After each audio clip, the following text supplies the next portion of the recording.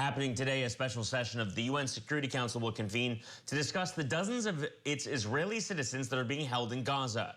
It comes just days after Hamas released a video of a starving Israeli hostage seen digging what he described as his own grave.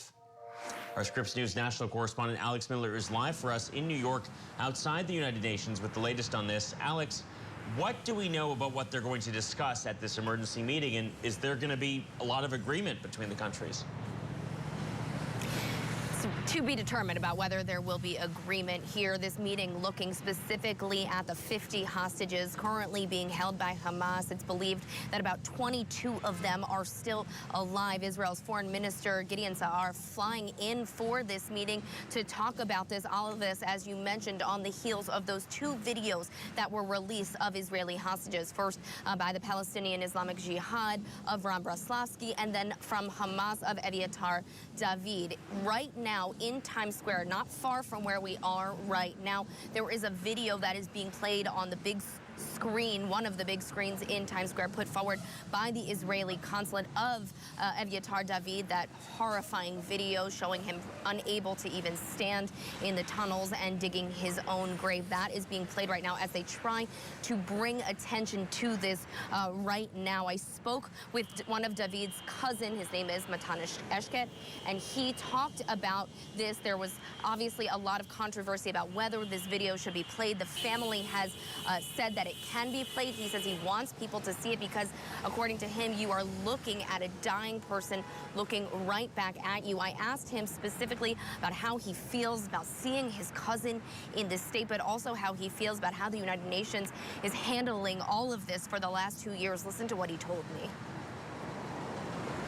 I feel like chills when I speak about it. He looks like a skeleton. He doesn't even look like a human being anymore. It feels like the UN isn't on our side.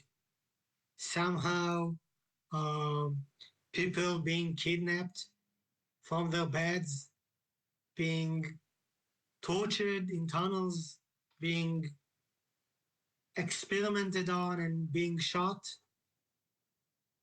It's not as important as anything else. And Nate, this comes as pressure. This comes as pressure continues to mount over an end to this war abroad, of course, when looking at the starvation happening in Gaza, but also in Israel. There have been protests every single week, but this past weekend there were even bigger protests protesting an end to this war. We are expecting at this meeting not only to hear from Israeli officials, but also reportedly from Eviatar David's brother, who will zoom in from Israel to talk about his own brother and what he has seen there over the weekend. The U.S. hostage envoy Steve Witkoff meeting with families in Israel, reportedly telling him that the Trump administration is efforting a complete deal, that they don't want to see more of these piecemeal deals. In just about 40 minutes or so, we are expecting to hear from the Israeli ambassador inside the UN, as well as the foreign minister, just ahead of this 3 p.m. meeting.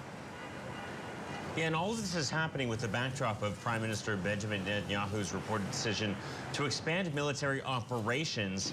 Now, what exactly would that look like? They're already fairly large, if I understand correctly.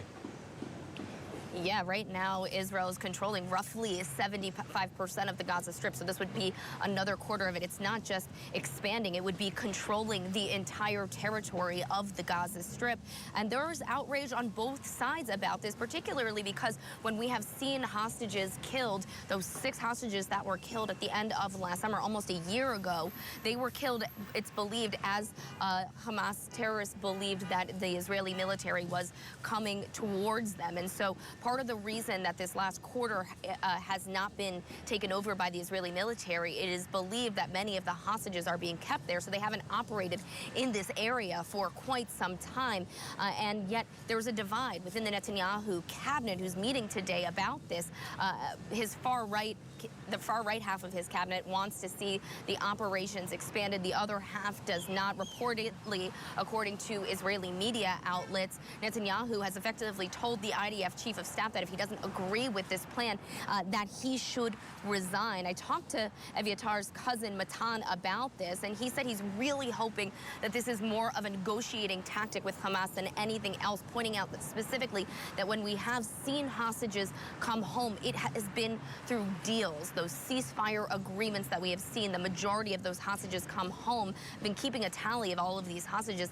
Only 8 hostages have been brought home through rescue missions. Remember, there were 250 people taken hostage on October 7th. And when you think about the fact that there's 50 people remaining there, the bulk of the people have been brought home through deals. And so that's why many of the hostage families are upset about the idea of seeing this war expanded rather than ended. They want to see their families brought home in a deal, and a deal that is made to bring all of the hostages home at once.